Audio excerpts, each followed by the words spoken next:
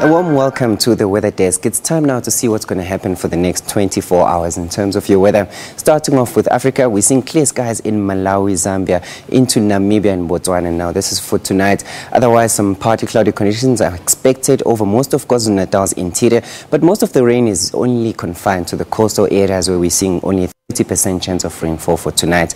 And tomorrow, we're seeing similar conditions over the KwaZulu-Natal coastline, but now only starting in Durban and spreading north towards Richards Bay, and then including the northern parts of KwaZulu-Natal, that's the interior. And looking at Mpumalanga, we're still expecting some isolated showers tomorrow over parts of Mpumalanga, but now spreading towards southern parts of Mozambique, especially places like Maputo. We may see those isolated showers in the afternoon tomorrow.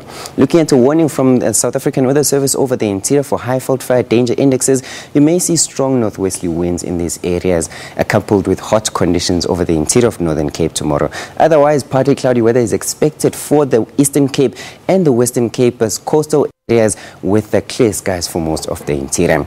In the north, we're seeing clear skies in places like Zimbabwe and Botswana. Looking at the temperatures this afternoon, tomorrow we're seeing 22 for Richards Bay with the chance of isolated showers, while Durban is only peaking at 20. We seeing those cooler conditions from Durban going south towards Pietermaritzburg, now spreading towards East London and Mthatha, only peaking at 18 degrees.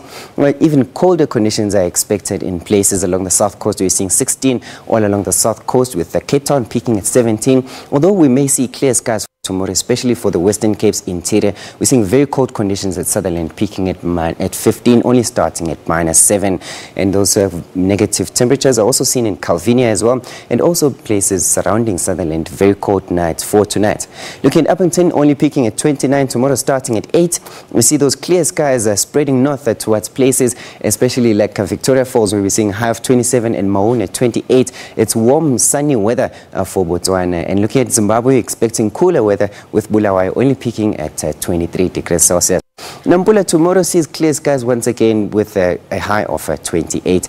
Over the islands, we're seeing Moroni peaking at 28. It's warm weather with some isolated showers expected in places like Victoria and some islands surrounding Victoria.